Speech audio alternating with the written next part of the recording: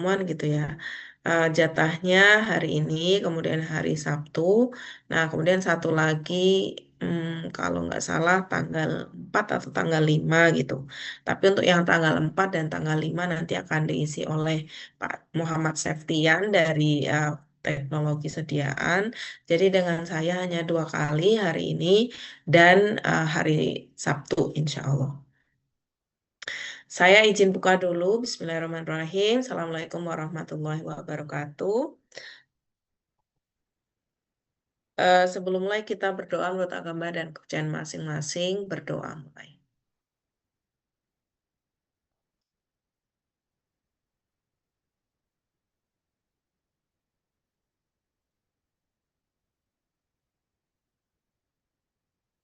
Amin. Nah, perkuliahannya kan 2 kali hari ini dan hari Sabtu.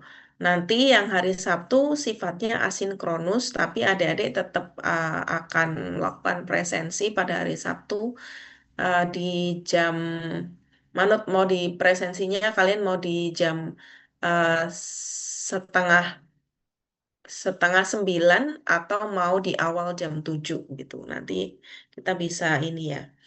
Nah, untuk asinkronus itu nanti berupa penugasan hasil dari diskusi kita hari ini. Itu. Kemungkinan nanti ada proyeknya itu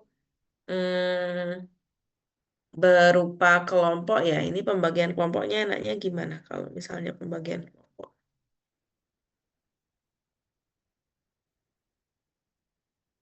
Oke. Untuk pembagian kelompok nanti kalian di kelas yang sama apa beda? Ini kelasnya beda-beda. Beda-beda ya. Oke, ya udah. Nanti adik-adik aja yang membentuk kelompok ya. Masing-masing coba dilihat teman-teman sekelasnya. Eh, Kemudian nanti satu kelompok sekitar 4 sampai 5 orang, 4 orang juga boleh. Nanti ada hal yang perlu kita didiskusikan, yaitu ya untuk penugasan yang hari Sabtu itu adalah tentang mendirikan pabrik farmasi veteriner. Jadi bagaimana Anda melakukan pendirian pabrik untuk industri veteriner? Yang perlu diperhatikan adalah yang pertama. Ini saya tulis aja ya di sini ya.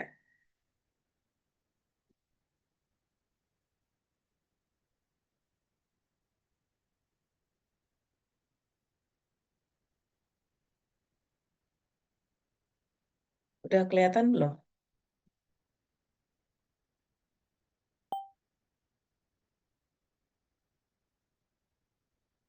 Jadi penugasannya tuh ada 2. Ini ya, tugas di kelas. Kemudian ada juga 2 ya, tugas nomor 2.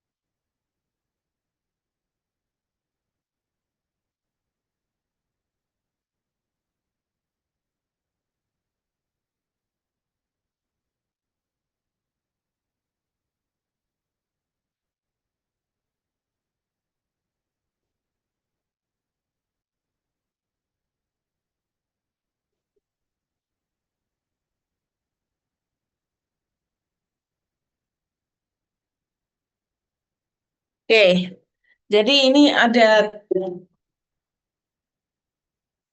nanti dilakukan di satu kelompok. Tugasnya adalah Anda mendiskusikan bagaimana ketika adik-adik ingin mendirikan industri obat hewan. Nah, ini nanti Anda diskusikan dengan teman-teman satu kelompok. Kalau mau mendirikan, caranya bagaimana? Apa saja yang perlu dipersiapkan? Apakah izin gitu ya? Nanti coba dicatat dulu. Apakah izin-izinnya? Kemudian apakah perlu dokter hewan? Apakah perlu em, apoteker? Itu nanti Anda sampaikan. Atau mungkin uh, fasilitasnya harus seperti apa, itu nanti Anda tolong dicatat dulu apa yang perlu dipersiapkan. Kemudian yang kedua adalah alur perizinan.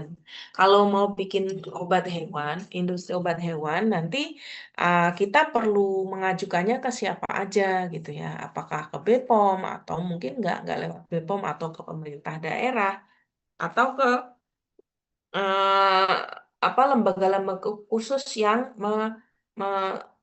komite veteriner misal atau yang lain gitu. Bagaimana cara melakukan eh, perizinan pendirian obat hewan. Nah, yang ketiga, adik-adik merancang produk apa saja yang ingin Anda produksi. Boleh Anda menyebutkan satu atau dua produk saja, berikan informasi nama zat aktifnya, kemudian bentuk sediaan yang ingin Anda rancang, dan yang ketiga adalah indikasinya. Itu tugas yang kedua. Sedangkan tugas yang pertama, yang ini. Tugas pertama adalah adik-adik diminta untuk mengulas satu produk veteriner, ya, produknya kelasnya kelas apa. Nanti saya akan sebutkan kelas-kelasnya. Kemudian zat aktifnya, indikasinya, misalnya untuk hewan apa gitu ya. Dosis, kemudian bentuk sediaan, harga, dan nama produsennya. Nah, kelasnya itu seperti ini, ada yang di bawah. Ada kelas farmasetik, jadi bentuk sediaannya mirip seperti farmasi. Kemudian biologik, biologik itu seperti vaksin gitu ya. Vaksin-vaksin untuk hewan. Premix, premix adalah obat yang dicampurkan di dalam pakan. Bukan di pakan ya. Ya, di dalam seperti pakan. Dan yang keempat adalah obat alam atau obat-obat tradisional. Jadi ada 4 kelas. Nanti adik-adik boleh memilih. Jadi dalam obat hewan itu nggak mesti melulu semuanya adalah em, obat ini ya, obat kimia, ada juga obat-obat alami seperti pada suplemen. Jadi kalau adik-adik pernah dengar suplemen hewan gitu, biasanya harganya sangat tinggi dan itu adik-adik juga bisa melakukan produksi. Nah, selama ini yang suka untuk melakukan produksi obat-obat tradisional untuk hewan, malah justru teman-teman dari pertanian, peternakan, dan juga kedokteran hewan. Misalnya contoh obat alaminya seperti apa? Mungkin adik-adik bisa menyampaikan di sini. Pernah dengar nggak obat alami untuk hewan? Boleh raise hand, boleh menyampaikan?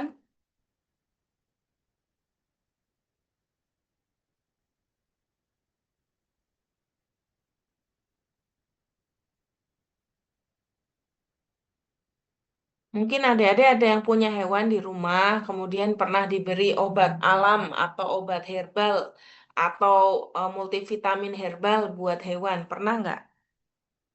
Ada yang punya hewan? Boleh hewan kesayangan, boleh hewan peliharaan, atau hewan ternak di rumah yang pernah Anda beri dengan obat alam.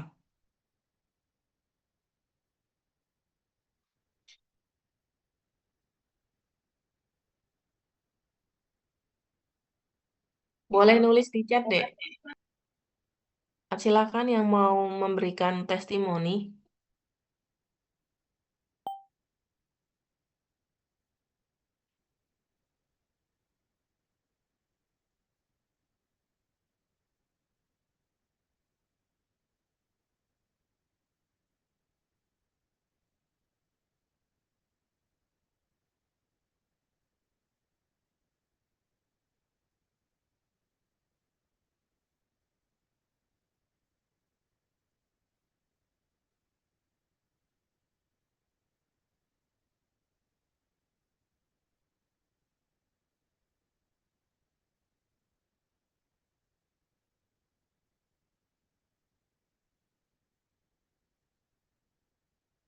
Oke, Mbak Nisrina Aufa pernah.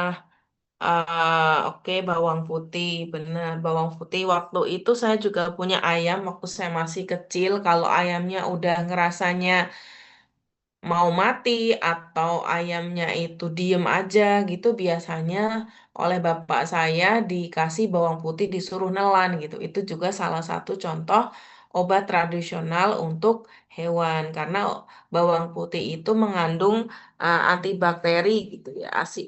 Apiin, apigenin itu memiliki manfaat.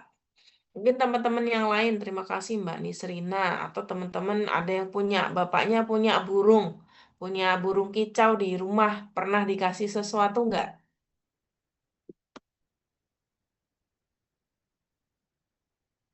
Boleh nulis, boleh raise hand.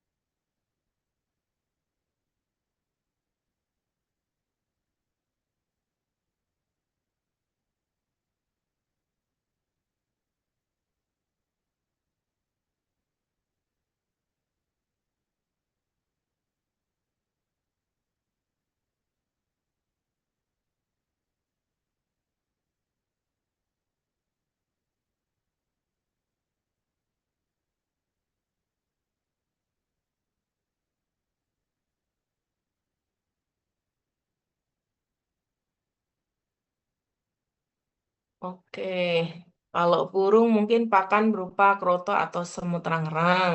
Iya, boleh deh.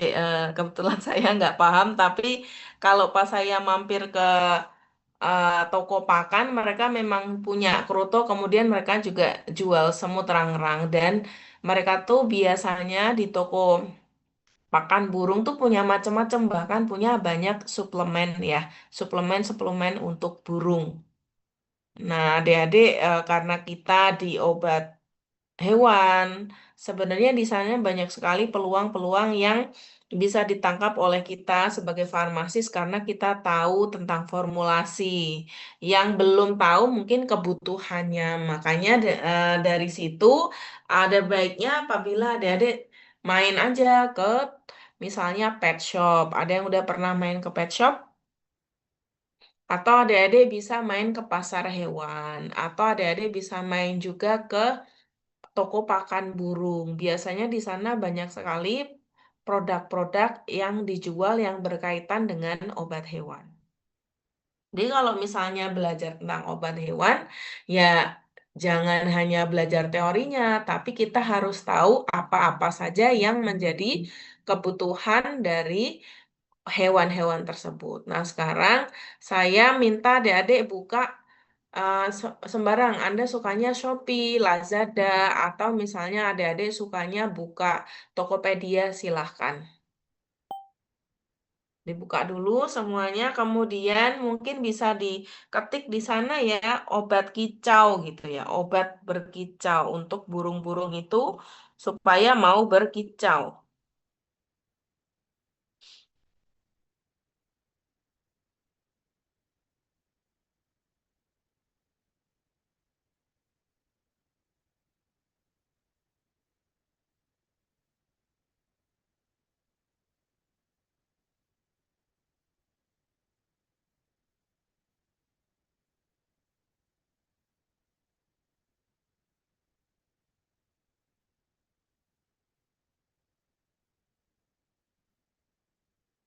Sudah membuka semua?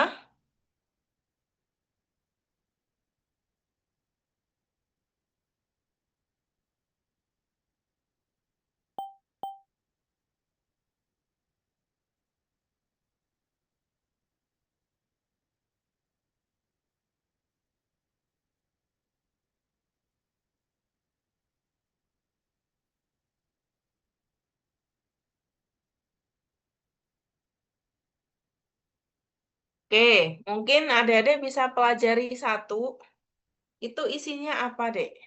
Untuk obat. Em, obat burung, obat supaya berkicau. Isinya apa kira-kira?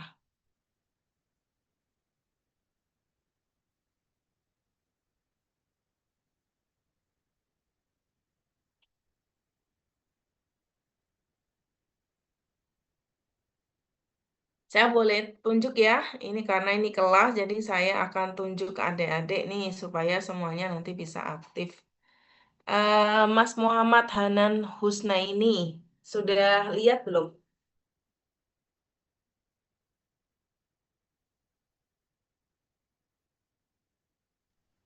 Iya, Ibu.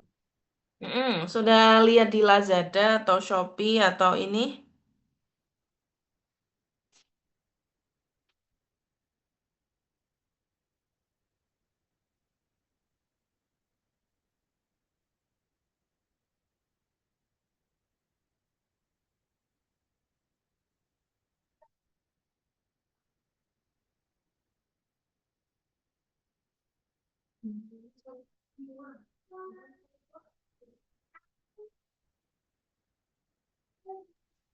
Mohon maaf, Ibu ini baru coba mencari-cari lagi sebenarnya.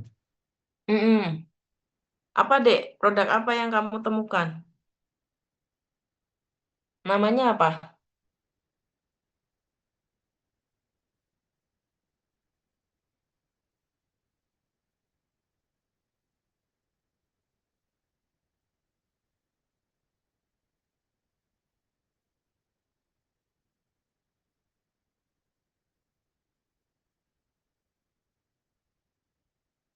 Mana Mas Hanan?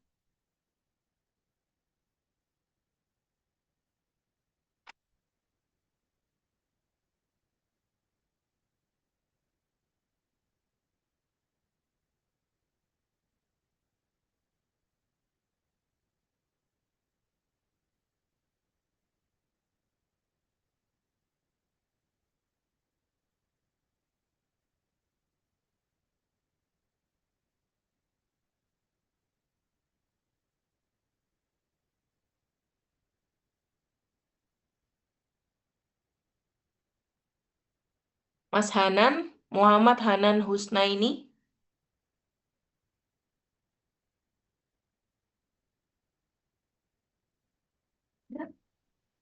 Mungkin seperti tetravein begitu, Ibu. Biasanya untuk obat uh, pilek gitu untuk ayam gitu.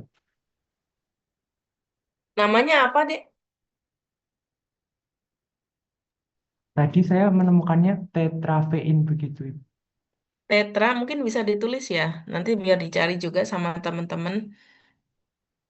Ya. Baik, saya tulis di kolom komentar, Ibu. Iya, boleh. Oke, tadi yang saya temukan rata-rata harganya cukup murah sih. Antara sekitar 10.000 sampai 20.000. Ya, penjualannya lumayan. Ada yang terjualnya ratus sampai ribuan botol ya. Ada yang terjual sampai 1.300, ada yang terjual sampai 1.200 botol. Tapi itu biasanya bentuknya hanya tetes. Oke, kita lihat yang dicekin Mas Hanan namanya tetrafein.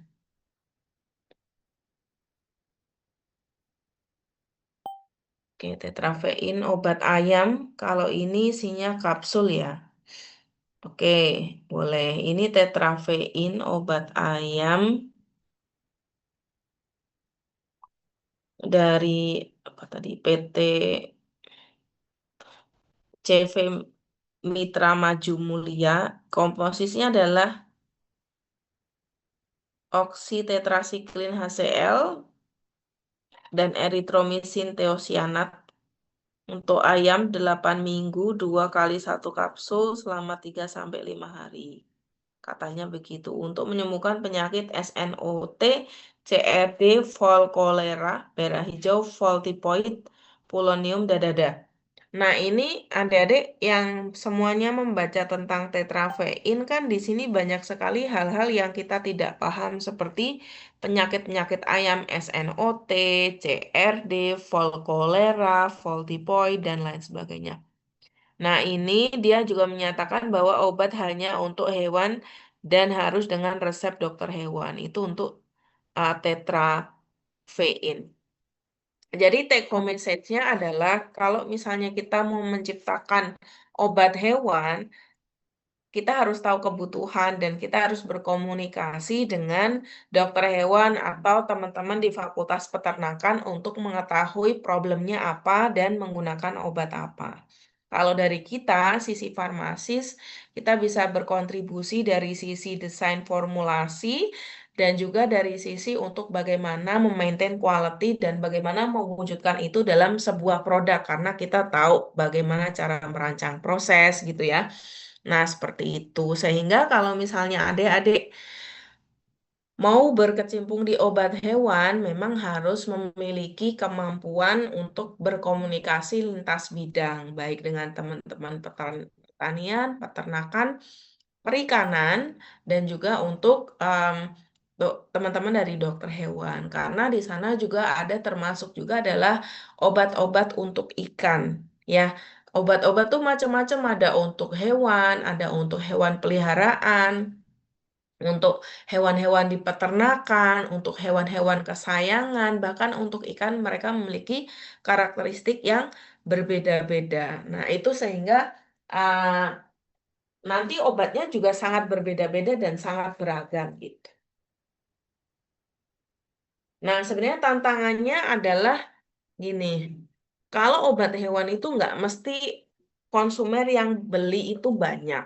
Kecuali kalau misalnya it- adik-adik kalau misalnya tadi ngetik obat-obat hewan yang untuk meningkatkan kicau burung gitu ya, untuk meningkatkan burung itu berkicau saja di sana juga yang beli banyak, produknya banyak, tapi mereka juga laris juga gitu. Sehingga saya, saya ingin menceritakan bahwa ya obat hewan pangsa pasarnya kayaknya orangnya nggak banyak, tapi nyatanya produknya laku gitu. Jadi biasanya mereka belinya secara berulang.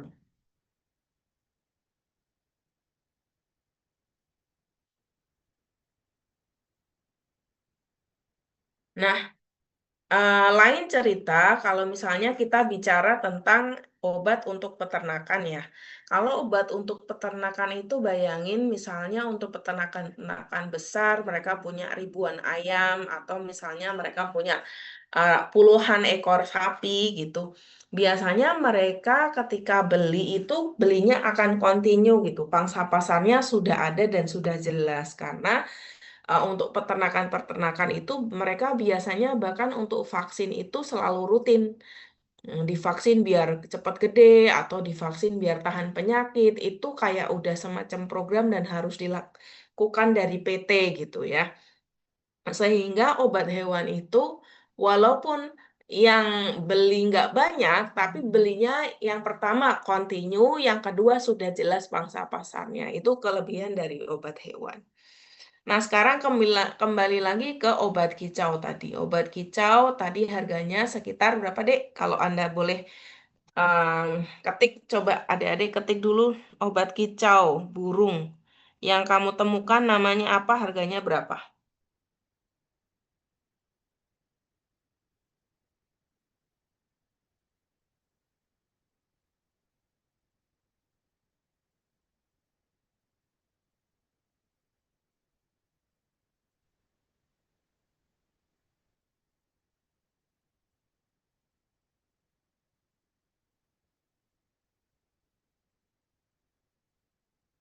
Diketik boleh, adik-adik raise hand juga boleh, silakan.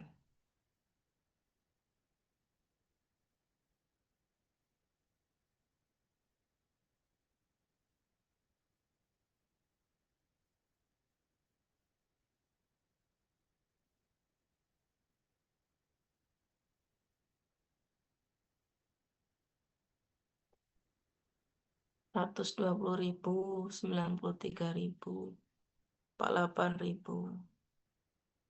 Full taksi 18.300. Oke, lagi yang banyak deh coba. Pionevet 24.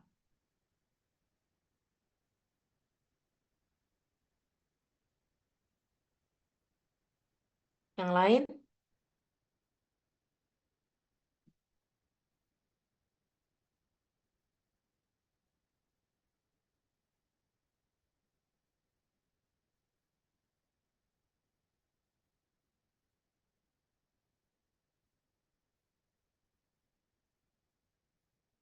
Ya, ini tadi Terafit ya, 10500.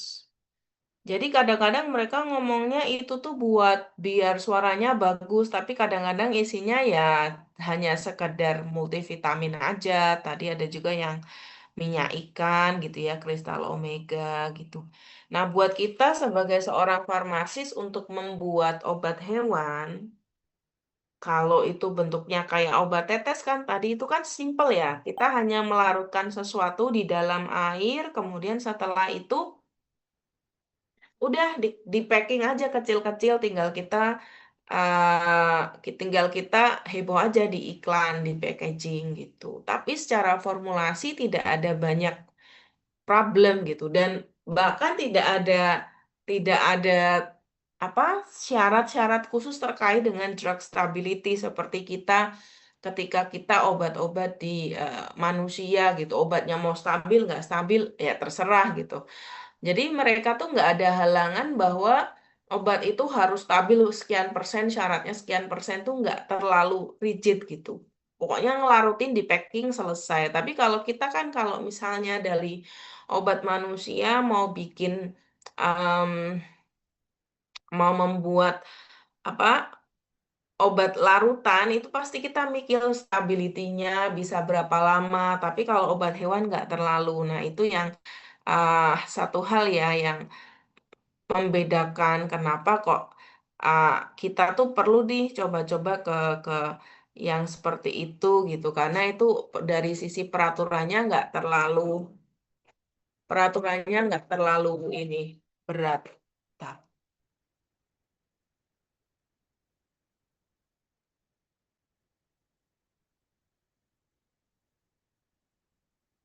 oke, ini contohnya adik-adik. Jadi obat hewan itu ada tadi ya 4 macam. Yang pertama adalah obatnya itu adalah obat farmasetik. Ada yang bentuknya tablet dan kawan-kawan gitu ya, tablet, injeksi. Yang kedua adalah obat yang kedua adalah obat biologis, itu biasanya isinya vaksin.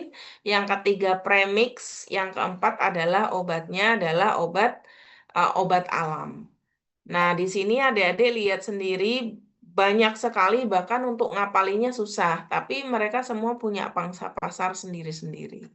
Sebagian besar obat hewan itu ada pada sisi em, antibakteri, anti protozoa, anti jamur, pokoknya yang berkaitan dengan yang kotor-kotor seperti itu gitu ya. Tapi kalau yang namanya hipertensi, oh hewan nggak akan care gitu, nggak akan digimana-gimanain hewan mau hipertensi atau darah tinggi atau gula darah atau asam urat, no problem gitu. Mereka lebih banyak untuk penyelamatan supaya mereka tuh tidak cacingan atau tidak kena jamur atau luka gitu ya. Jadi kebanyakan adalah obat-obat antibiotik gitu. Nah, obatnya ada yang berupa premix. Premix itu gimana? Premix itu kadang-kadang dicampur ke minuman atau dicampur ke makanan. Jadi dia konsentrat tertentu. Nah, kalau obat hewan, repotnya adalah akan susah gitu. Misalnya kita mau kasih ke burung, ya burung tuh beratnya sekian. Kemudian suatu hari kita disuruh ke domba, atau one day kita disuruh ke sapi. Itu berat badannya berbeda. Kalau berat badan berbeda, berarti dosis atau jumlah obat yang diberikan akan berbeda antara spesies satu dengan spesies yang lain. Misalnya kita disuruh ngobatin ayam kate, vs suatu hari kita suruh mengobati burung onta, atau misalnya kita tiba-tiba suruh sapi metal atau sapi yang besar banget. Nah, itu kan volumenya menjadi beda-beda gitu, sehingga bagus juga kalau dalam obat hewan itu kita mencari formulasi yang relatif fleksibel. Fleksibel dalam artian kita tinggal ambil berapa mili saja, berapa volume saja gitu supaya uh, nanti lebih fleksibel dalam mengatur dosis sesuai dengan berat badan dari hewan tersebut.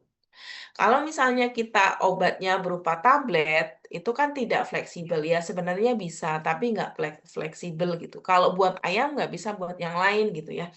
Jadi memang walaupun zatnya sama, kadang-kadang perlu mendesain bahwa ini untuk ayam sama apa gitu ya. Ini untuk unggas karena unggas um, ukuran badannya sekian. Oh, ini untuk sapi dan kambing gitu. Karena mereka berat badannya berbeda, sehingga ukurannya nanti akan sangat berbeda dari satu dengan yang lainnya, walaupun zat aktifnya sama gitu. Oke, ya ini jadi banyak juga ada juga obat-obat spray, obat-obat yang ketika hewan itu luka. Sebagai Sebagai misalnya di peternakan itu sering sekali sapi luka, kambing itu luka dan kemudian memanggil dokter hewan. Biasanya dikasih salep atau dioperasi atau dihilangkan apa-apalah. Mungkin teman-teman yang punya keluarga dokter hewan sudah memahami ya hal-hal tersebut gitu. Sering sekali hewan itu memiliki luka terbuka. Jadi kalau em, kita mau menciptakan sesuatu buat luka, obat luka, bagus juga kalau selama ini kan wound healing gitu ya, untuk mengobati luka. Nah, sebenarnya yang sering luka justru hewan-hewan tersebut, karena kalau hewan itu seringnya kan dia ke banyak kegiatan terus habis itu luka dan kemudian setelah luka karena tempatnya yang kotor terus akhirnya infeksi dan lain sebagainya. Nah, di situ makanya obat-obat luka untuk hewan itu sangat laris juga gitu, terutama untuk hewan-hewan besar seperti sapi, kerbau, kuda, kambing gitu. Biasanya mereka em, ini ya.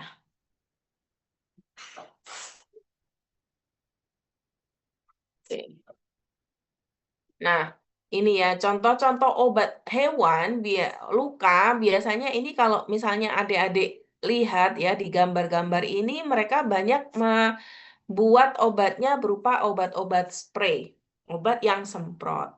Saya pernah lihat waktu itu waktu KKN ya memanggil dokter hewan gitu dia ya menjahit, ngasih salep dan sebagainya gitu. Nah, obat-obat luka itu untuk hewan tuh cukup cukup laris deh, ha, cukup laris. Jadi adik-adik boleh, aduh, saya tuh nggak bisa nih, ini ada yang ada ulatnya dan sebagainya. Nah itulah yang mengapa hewan tuh obat luka tuh sangat sangat sangat penting. Ini ada obat semprot luka dan anti lalat. Nah adik-adik nanti juga bisa mencari informasi apa saja sih yang dioleskan sehingga luka itu tidak lagi didatangi oleh lalat gitu.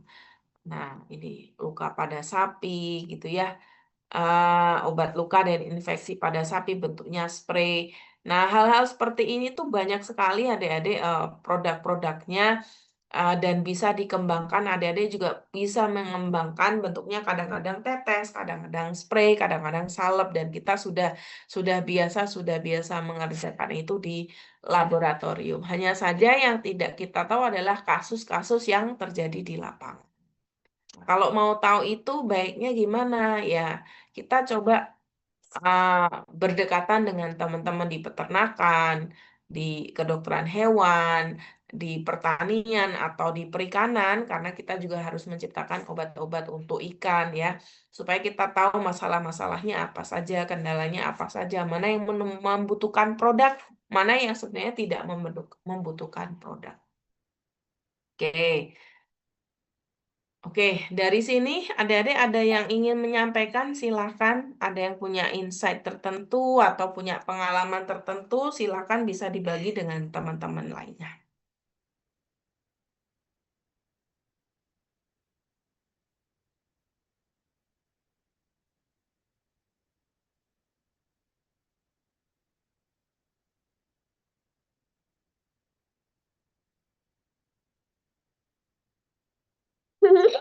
Ada yang punya hewan di rumah, hewan kesayangan boleh, ikan boleh, punya ternak boleh, nanti boleh cerita apa yang pernah dipakai.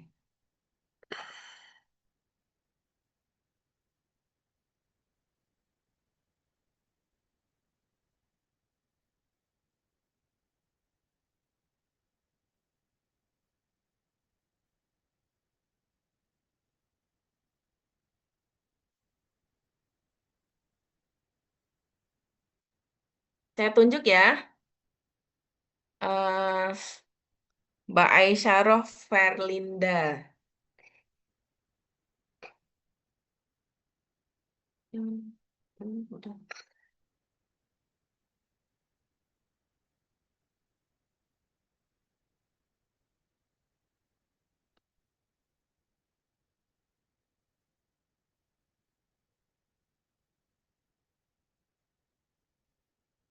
Mana Mbak Aisyarah?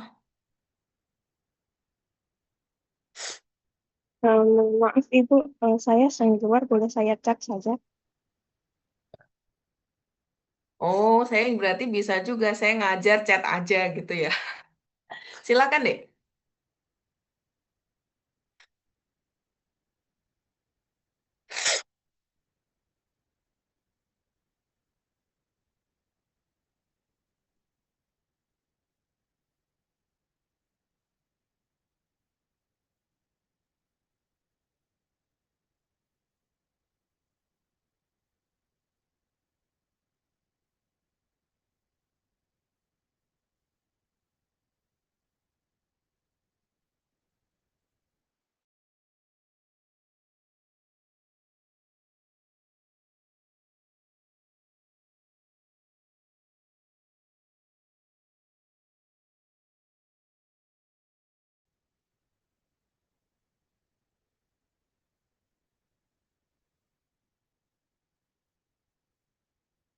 Mbak Aisyarah,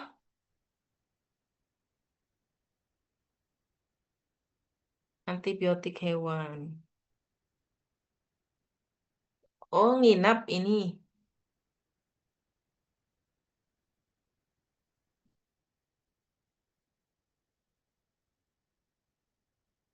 Oh, hewannya nginap. Oke.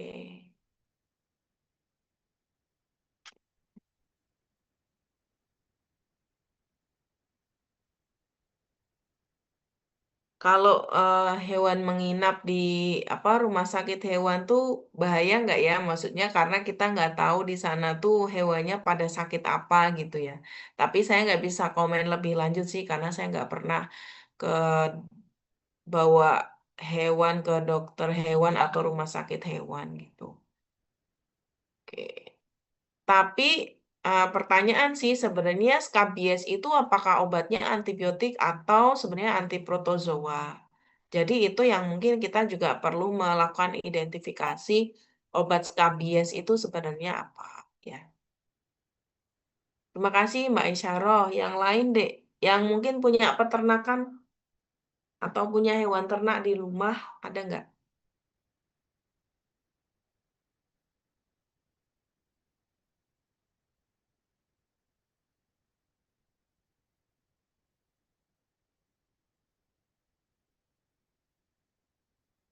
Atau Anda mau cerita yang, oh Bu, saya vaksin nih, kucing saya vaksin sekian kali, itu juga boleh, supaya teman-teman yang lain juga punya gambaran bahwa pangsa pasar obat hewan tuh ada gitu. Ada yang rela-rela vaksin, rajin vaksin gitu ya, itu juga bisa diceritakan ke teman-teman.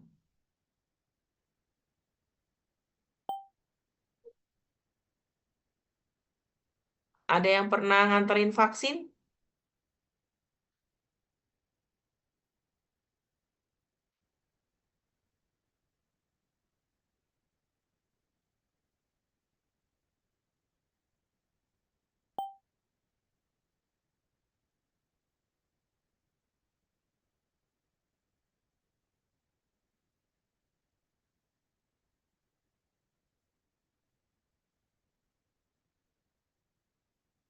Mbak Tanisa Sasfa, gimana Mbak, ada pengalaman apa untuk obat hewan?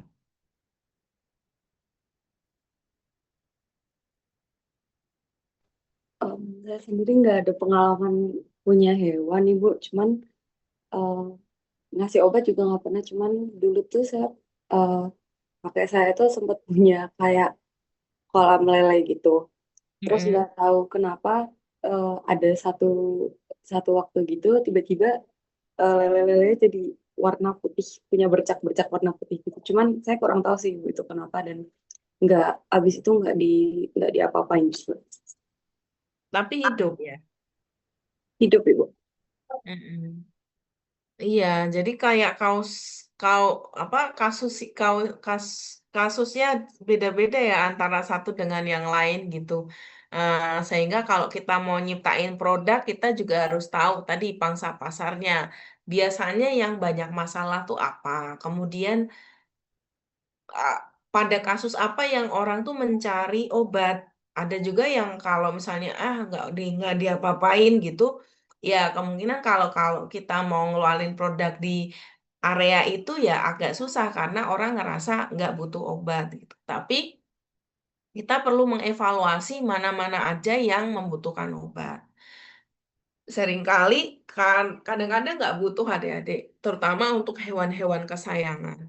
Kalau kita targetnya di hewan kesayangan, itu bagus juga karena biasanya mereka akan bayar berapa aja supaya hewan kesayangannya tuh tetap sehat, tetap hidup. Termasuk vaksinasi-vaksinasi rutin untuk vaksinasi kucing, vaksinasi anjing, rabies, dan lain sebagainya tuh banyak sekali dan bertahap-tahap. Tapi karena ini adalah hewan kesayangan, mereka tetap akan melakukan itu gitu ya. Kemudian yang lain burung atau yang lain hewan kesayangan yang lain tuh misalnya ayam apalah. Hanya tuh adik-adik boleh ketik ya kalau dalam bahasa dokter hewan, mungkin ada yang keluarganya dokter hewan, itu namanya adalah hewan eksotik. Oke, saya akan share jenis-jenis jenis hewan eksotik. Kadang-kadang ada yang suka melihara, misalnya bunglon atau ular atau memelihara biawak gitu ya. Itu namanya adalah hewan eksotik. Nah, ini adik-adik udah pernah belum main ke kedokteran hewan? Pernah nggak? Saya sering jalan ke sana. eh, Sering jalan pagi ke kedokteran hewan itu em, di sana banyak juga hewan-hewan eksotik. Ya, hewan eksotik tuh misalnya kayak biawak, terus bukan ini ya.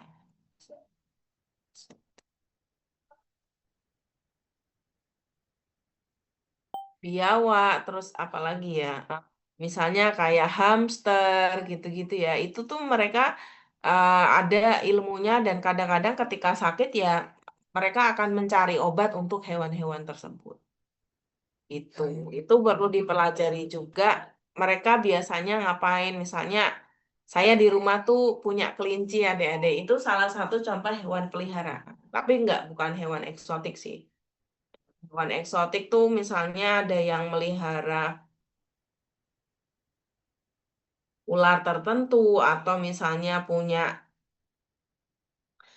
kalau di mana ada yang punya singa atau punya burung tertentu ya burung cendrawasih dan lain sebagainya itu namanya adalah hewan eksotik.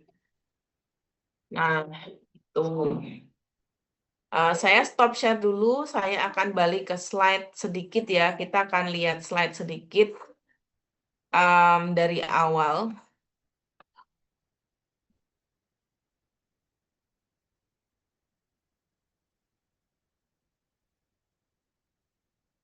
Oke. Jadi kita harus bisa mengetahui ruang lingkupnya. Kalau kita mau kerja di obat hewan, kita harus tahu siapa aja yang bersinggungan dengan kita ketika kita bekerja di obat hewan. Kita juga harus tahu opportunity-nya seperti apa di farmasi veteriner itu dan mana yang perlu digali secara mandiri. Karena memang untuk obat hewan ini kita tuh nggak banyak kuliahnya ya cuma ini. Adik-adik nanti mengembangkan sendiri dengan menggunakan ilmu-ilmu yang kita pelajari di Fakultas Farmasi. Ya, yang pertama, so if you are in animal health industry, adik-adik harus tahu yang pertama ada namanya Asosiasi Obat Hewan Indonesia atau ASOHI. Nah, di sana nanti adik-adik ketik aja nih, ASOHI, dalamnya ada apa aja, regulasinya apa saja, itu kita perlu familiar kalau misalnya kita bekerja di obat hewan. Nah, di obat hewan itu harus memiliki dokter hewan dan apoteker sebagai tenaga teknis di industri obat hewan. Ya, itu harus punya. Sehingga itu adalah salah satu opportunity karena syarat industri obat hewan kita harus punya uh, kita harus punya apoteker ya. Kemudian yang ketiga kita juga harus mengenal namanya adalah Perhimpunan Dokter Hewan Indonesia, itu juga ada PDHI. Anda juga pelajari juga websitenya, di sana ada apa saja, karena sebagai praktisi obat hewan kita juga harus tahu di Perhimpunan Dokter Hewan sedang ada penyakit apa, sedang ada isu apa, itu kita perlu familiar dengan bidang tersebut. Nah, di Kementerian Pertanian, mereka punya Subdit Pengawasan Obat Hewan, ada Direktorat Kesehatan Hewan, dan Ditjen Peternakan dan Kesehatan Hewan. Kalau kita ada di Badan POM, tapi kalau obat hewan itu ada di bawah Kementerian Pertanian, di Ditjen Peternakan dan Kesehatan Hewan. Nah, itu nanti adik-adik juga bisa googling, mereka tuh ruang lingkupnya seperti apa hubungannya dengan industri obat hewan. Oke, jadi ada apotek veteriner, mungkin adik-adik sudah dijelaskan juga oleh Bu Nunung, ada apotek veteriner obat hewan. Saya pernah lihat di Sulawesi itu ada apotek veteriner dan memang perlu iklan, perlu mengsosialisasikan ke sejawat gitu ya, bagaimana caranya supaya apotek veteriner itu uh, dikenali oleh sejawat dokter hewan, sejawat peternakan maupun para pemelihara hewan itu sendiri. Karena kalau enggak kan siapa yang mau beli gitu. Kemudian ada pet shop. Pet shop ya adik-adik. Pet shop sekarang banyak sekali menjamur. Saya punya teman juga yang dia tuh, Mbak, aku udah punya apotek, aku sekarang pengen punya pet shop. Itu juga salah satu yang bisa adik-adik lakukan, memiliki pet shop. Kalau memang ingin bekerja di animal, di bidang animal, itu regulasinya nggak seketat apotek gitu, tapi Anda tetap bisa mendapatkan untung. Kemudian ada juga poultry shop. Poultry shop itu adalah shop tapi untuk peternakan. Ya, ada pet shop, ada poultry shop. Ada juga toko pakan burung kalau secara tradisional. Itu banyak hal yang bisa kita gali. Kalau bisa adik-adik main-main, coba main-main ke pet shop, coba main-main ke poultry shop, pura-pura beli apa supaya adik-adik tahu ruang lingkupnya seperti ini, apa saja yang bisa diproduksi gitu. Bahkan untuk pakan sendiri ya, pakan hewan itu kan luas sekali ya. Ada yang pakan lele, ada yang pakan ikan, ada yang pakan kambing, ada yang pakan ayam. Bahkan industrinya juga besar gitu. Nah, itu juga salah satu hal yang kadang-kadang kita sebagai farmasis nggak aware bahwa di sana mereka juga eksis dan kita juga bisa masuk sampai ke sana.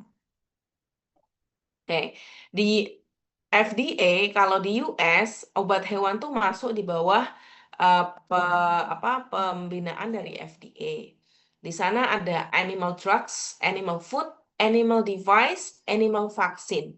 Nah, di sana sudah dibedakan. Animal food mereka atur, animal device. Jadi alat-alat untuk animal, uh, alat kesehatan ya, terutama untuk animal mereka juga atur. Karena misalnya adik-adik ingat bahwa di peternakan tuh alatnya kan banyak ya. Ada yang buat ngasih makan, tempat pakan, kemudian untuk tempat minumnya, kemudian kalau mereka vaksinasi, mereka membutuhkan spuit injeksi dan lain sebagainya. Itu itu bisa menjadi salah satu opportunity yang orang tidak banyak melirik ya. Ada animal drugs, food device and vaccine. Itu kalau di FDA. Nah, gitu. Jadi, kenapa sih veterinary medicine is important? Ya jelas, veterinary itu important. Nggak hanya sekedar untuk hewan-hewan kesayangan saja, tetapi juga untuk hewan-hewan ternak. Karena hewan ternak itu sangat bermanfaat untuk manusia, terutama untuk makanan. Jadi kalau kita bekerja di obat hewan, itu hubungannya dengan makanan, sampai kapanpun orang akan butuh. Orang akan butuh ternaknya itu akan sehat. Orang butuh ternaknya itu produktivitasnya tinggi. Orang butuh ternaknya itu gemuk, dagingnya tebal. Nah, itu karena hubungannya dengan sustainable goal. Pengennya no poverty, zero hunger, cool health, and well-being gitu ya.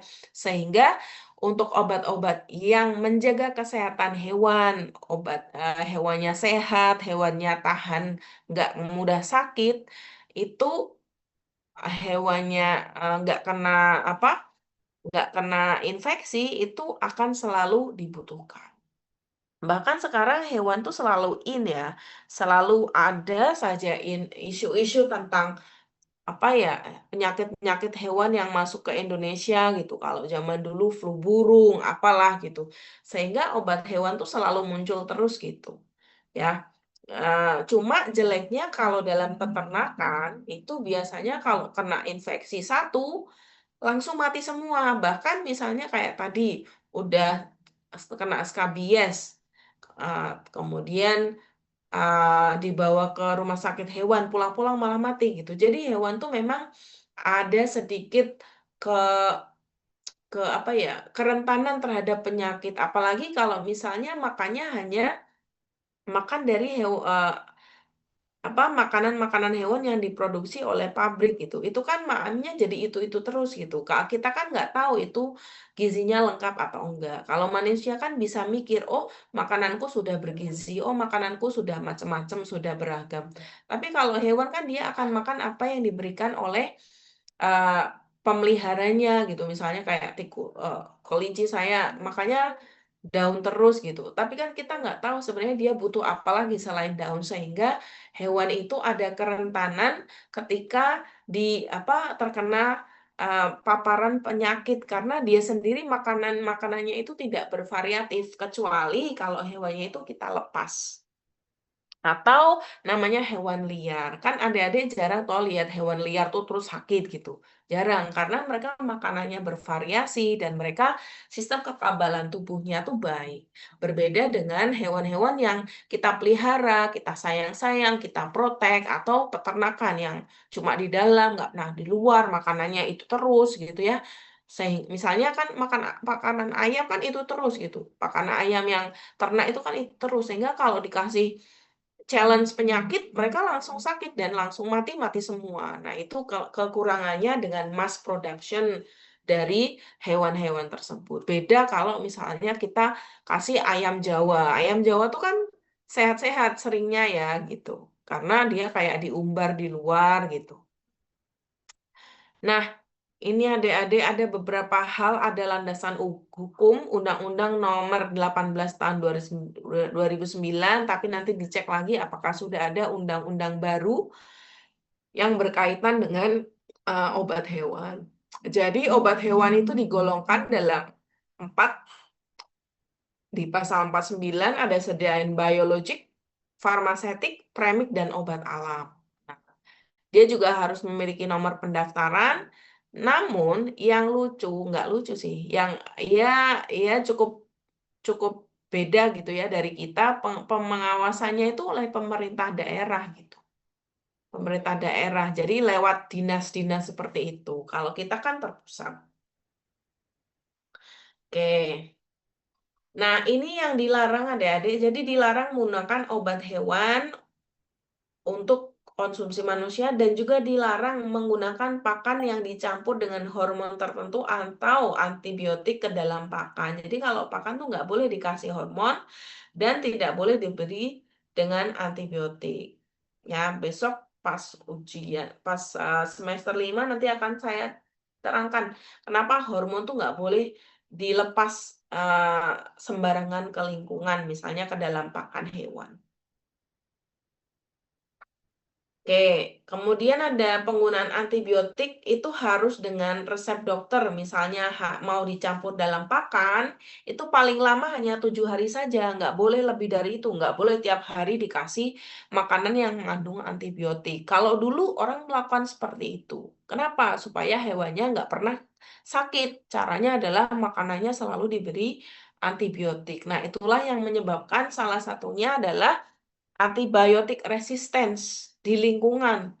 Penyebabnya adalah penggunaan antibiotik berlebihan di peternakan. Makanya sekarang melalui undang-undang peraturan yang baru nomor 14 tahun 2017, antibiotik itu nggak boleh ditaruh di pakan kecuali sudah dengan resep dokter dan maksimal adalah 7 hari.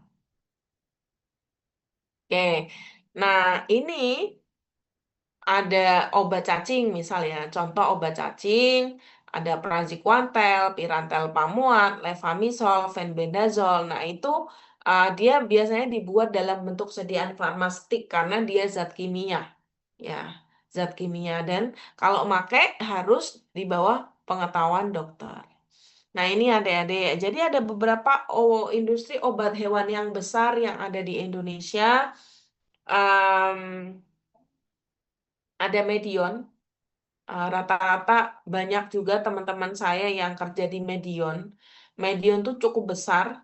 Jadi nanti kalau bekerja di Medion tidak hanya di R&D-nya saja, industri QA ataupun di QC, tapi juga Anda bisa bekerja di distribusi atau pemasarannya. Walaupun nanti pemasarannya akan banyak yang orang peternakan, orang pertanian, orang dokter hewan gitu ya, yang biasa bertemu langsung dengan petani atau peternak.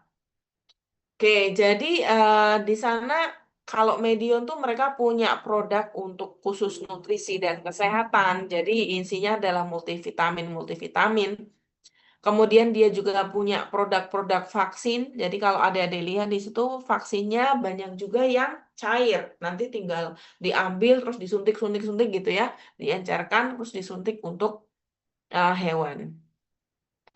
Kalau hewan tuh seringnya kalau nyuntik intramuskular gitu ya, enggak yang harus nemuin venanya karena susah, apalagi dia bergerak. Jadi seringnya obatnya tuh hanya disuntiknya misalnya intraperitoneal atau intramuskular. Bayangin kan berat kalau kita harus mencari vena dari burung, bukan burung, vena dari burung atau vena dari kambing atau vena dari sapi kan susah karena mereka ditumbuhi bulu juga gitu. Sehingga sediaan-sediaan yang dikembangkan adalah intramuskular atau intraperitoneal. Kemudian Medion juga memproduksi produk-produk biosekuritas dan sanitasi karena kandang itu perlu dibersihkan dan dibersihkan kan perlu zat untuk membersihkan. Nah, di sana ada produk-produk mengembangkannya. Kalau Anda nggak pengen bergerak di bidang bikin obat atau bikin vaksin, Anda juga bisa bergerak di bidang biosecurity atau sanitasi, yaitu untuk agen-agen cleaning untuk membersihkan kandang-kandang peternakan. Ya, yang terakhir, sistem pendukung kesehatan hewan. Di sini ada apa? Ada injeksi gitu ya. Banyak hal ya di sini yang dijual untuk menunjang terutama untuk industri-industri peternakan.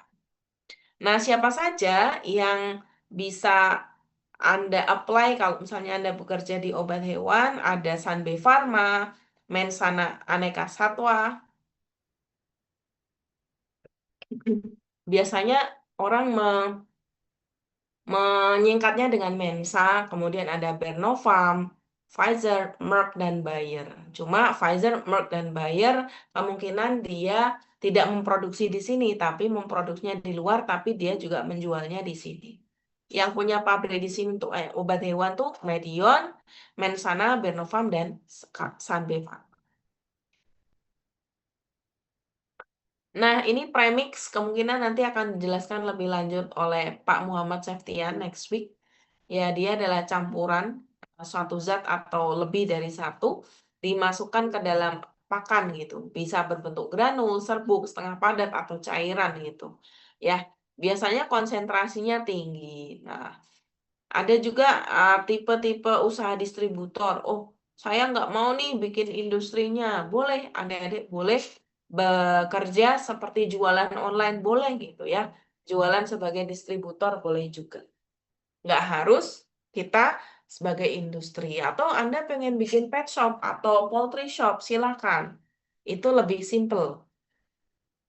Nah, kalau obat hewan, mereka tuh punya, kalau kita kan izin edar dan lain sebagainya ya, kalau mereka punya NKV, sertifikasi nomor kontrol veteriner.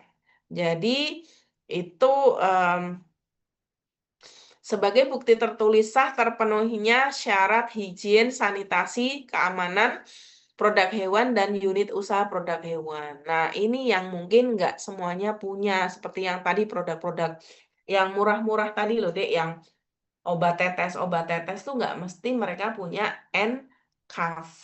Kalau NKV itu seperti semacam CPOB-nya gitu untuk menjamin persyaratan dan sanitasi dari unit usaha produk hewan tadi. Oke. Nah, ini tugasnya ya. Tugasnya dikumpulkannya boleh next week, tapi ini nanti besok hari Minggu, hari Sabtu ya, kita tetap presensi di Ade-ade boleh milih mau presensi di jam 7 atau di 8.30. Nanti tolong disampaikan ke saya lewat koordinatornya. Nanti kita buka Zoom-nya, adik-adik bisa presensi di jam tersebut. Nah, tugasnya ini untuk tadi berlima atau berempat, eh, Anda mengulas satu produk yang sudah ada di pasar, kelasnya apa, zat aktif apa, untuk hewan apa, dosis aturannya seperti apa, bentuk sediaan, harga, dan produsennya. Nah, tugas yang kedua, adik-adik juga bisa, uh, tugas kedua ini juga wajib tentang persiapan kalau Anda ingin bikin industri itu harus apa yang disiapkan, kemudian kalau mau ngajuin izin gimana, kemudian Anda juga ingin memproduksi apa, itu nanti tolong ditulis ya. Nggak usah panjang-panjang. Nah, saya ingin menyoroti tentang palatability dari oral dosage form. Kalau hewan itu misalnya dikasih obat tetes atau obat em, kapsul, mereka juga nggak suka kalau pahit gitu ya. Jadi sama pun seperti kita, mereka juga nggak suka kalau pahit. Sehingga kalau bikin obat hewan, kita juga perlu melakukan masking terhadap rasa. Itu yang ingin saya tekankan ke teman-teman semua. Jadi tetap dikasih rasa. Nah, rasa apa yang disukai hewan itu kita harus ngobrol dengan orang-orang di peternakan, dengan orang-orang di kedokteran hewan, mereka sukanya yang rasa apa gitu. Apakah plain, manis, kecut, atau apa, kita kan nggak tahu ya sebagai farmasis. Sehingga memang komunikasi antar ini tuh penting.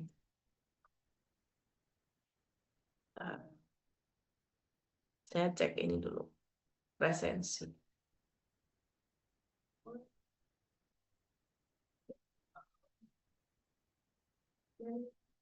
Nah, ini adik-adik, saya menyarankan adik-adik untuk ketik namanya Tick and Fleece Scholar.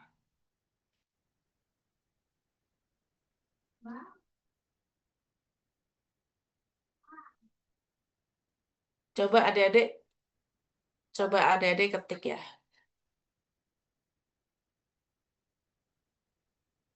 Ada produk namanya adalah Tick and Fleece Collar.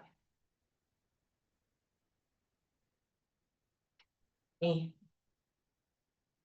ada for cat, ada for dog. Jadi Tick and Fleece Collar itu kalung ya, kalung dari kucing atau anjing yang katanya buat anti kutu dan anti lalat.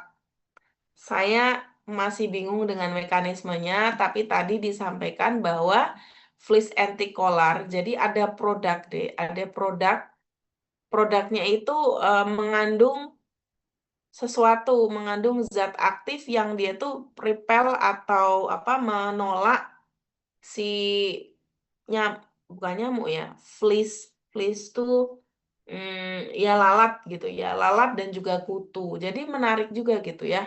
Ini yang saya baru tahu hari ini gitu. Mereka juga punya punya zat-zat aktif yang ditempelin di sini ya. Mungkin apakah sifatnya itu zatnya itu berarti volatil ya. Obatnya harus volatil dan masuk di dalam gelang anjing atau gelang kucing ini supaya tidak didatangi oleh lalat atau kutu. Mungkin teman-teman yang di rumah punya anjing atau kucing yang pernah beli produk ini boleh cerita. Ada nggak?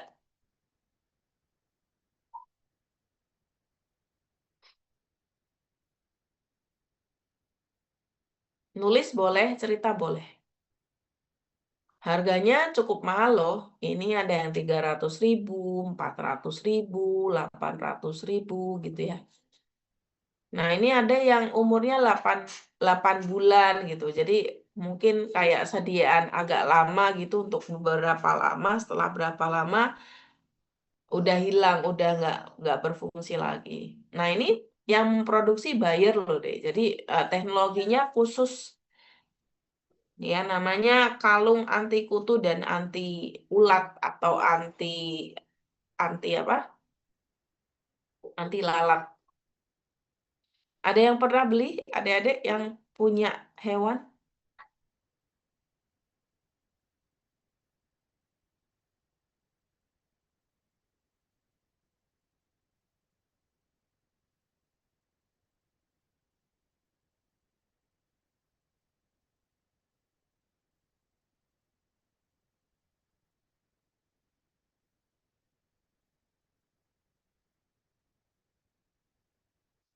Nah, ini Hertz Ultra Guard Flea Anti-Collar for Cat and Kitten 7 month. Jadi mereka kayak sediaan lepas lambat gitu ya. Mungkin besok misalnya adik-adik pengen uh, desain atau melakukan apa mendesain obat ini, gelang seperti ini, itu menarik juga apa isinya gitu dan bagaimana caranya uh, kok rata-rata kok 7 months gitu. Jadi bisa dipakai selama 7 bulan. Itu menarik menurut saya. Oke.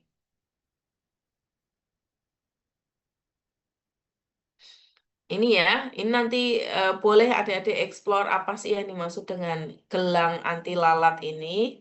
Kemudian ini ya, ketika kita memformulasikan obat hewan itu kan obat untuk banyak, misalnya eh, peternakan ayam ribuan gitu, berarti obatnya banyak. Atau misalnya ikannya kan banyak, dan itu nggak yang ditaruh langsung ke dia gitu. Kalau misalnya itu ditaruh di pakan, pakannya sisa ya pakannya akan kemana-mana. Atau misalnya obat ikan. Obat ikan kita udah formulasi terus ditaruh di kolam ya akan kemana-mana juga obatnya gitu. Nah ini ada juga yang menginformasikan bahwa kita perlu menggunakan bahan-bahan ingredients yang sifatnya adalah sustainable. Sustainable itu artinya bahwa dia tuh biodegradable gitu. Nah, supaya ketika dia dibuang ke lingkungan, itu bisa didegradasi dan tidak mencemari lingkungan. Kenapa menjadi concern? Beda kalau obat kita, obat manusia, kalau obat dimakan, kan nanti yang mendegradasi tubuh kita. Tapi kalau hewan, obatnya dicampur dalam makanan atau minuman, kemungkinan sisa dan dibuang ke lingkungan. Nah, jadi akan banyak ya yang tersisa. Atau misalnya kayak tadi obat ikan. Ada obat ikan dibuang itu ya, dibuang kemudian akhirnya mencemari kolam tersebut. Sehingga kita perlu memilih zat-zat yang dia biodegradable. Contohnya adalah myogriol dan inhibitor. Itu contohnya. Ini ya, very good ecological compatibility with aquatic organism, plants and soil. Jadi tidak boleh meracuni aquatic organism, plants maupun tanah. Itu yang menjadi concern untuk obat-obat hewan saat ini.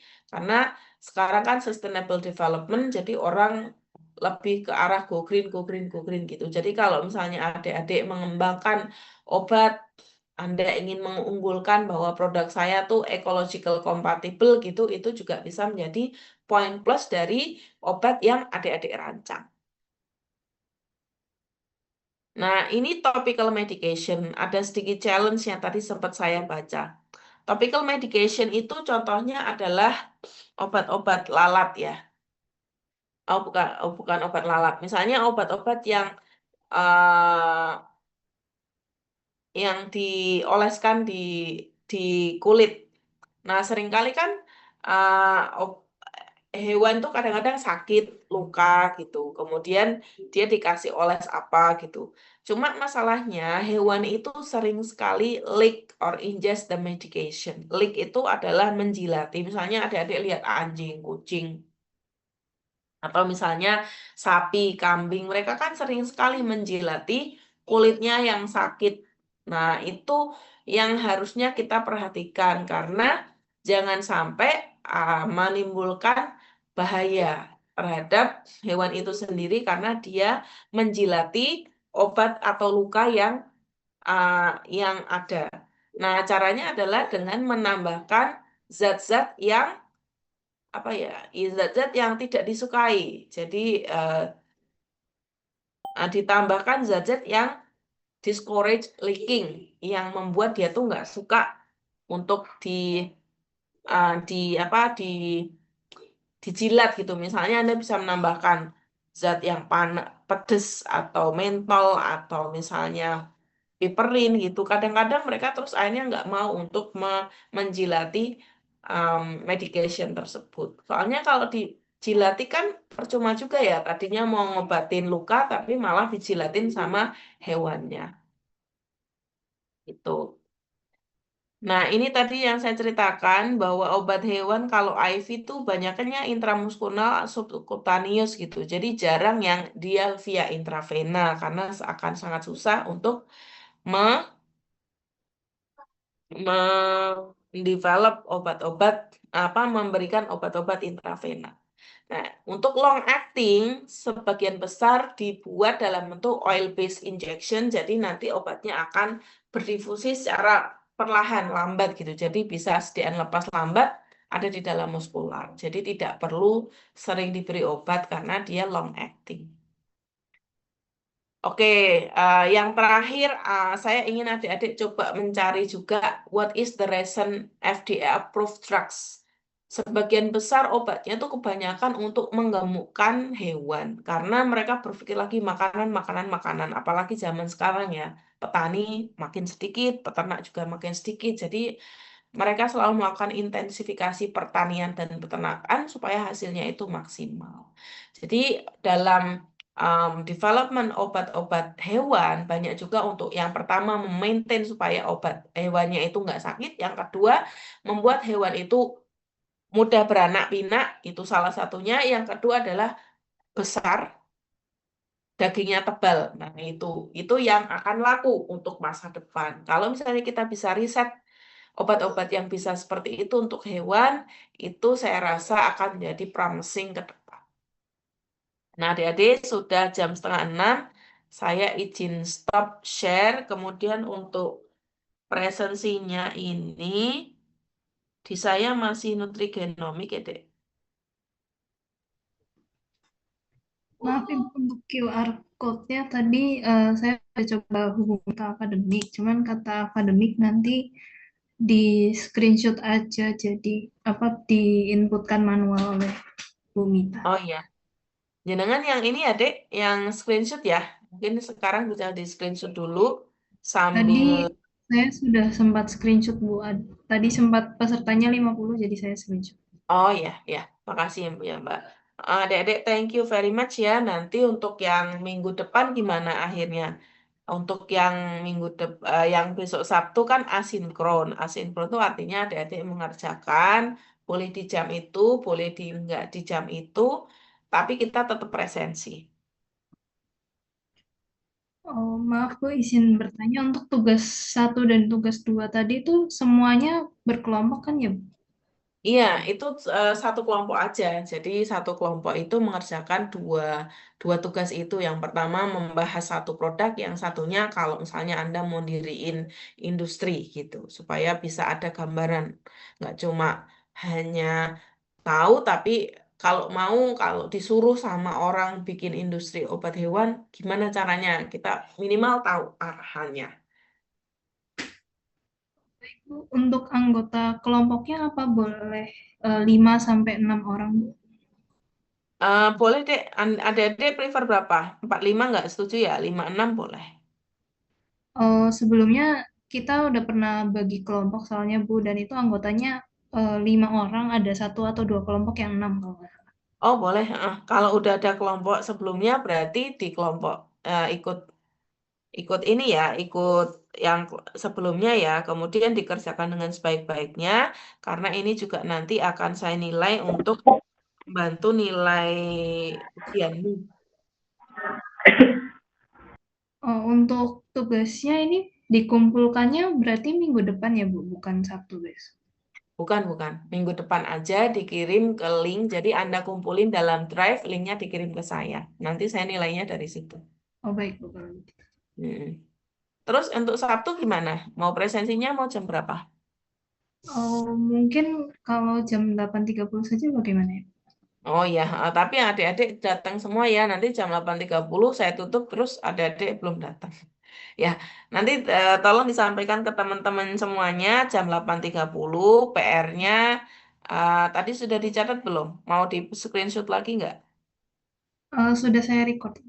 Oke, ya, baik adik-adik, terima kasih ya. Ah, untuk atensinya ya sedikit, tapi semoga adik-adik nanti dari sini ada ide, terutama ini ya, yang menarik itu Tick and Flee Scholar, saya baru tahu sekarang. Saya sarankan teman-teman banyak-banyak main ke pet shop, banyak-banyak main ke poultry shop, dan ke toko pakan hewan.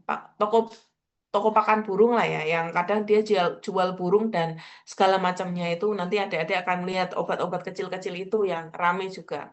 Kan jarang ya obat toko pakan burung itu sepi, rata-rata rame. Baik, terima kasih ya semuanya sudah stay sampai sore. Semoga lancar semuanya. Saya izin pamit. Assalamualaikum warahmatullahi wabarakatuh. Terima Terima kasih. kasih, Bu. Ibu. Sama-sama. Nanti minggu depan dengan Pak Septian ya. Baik.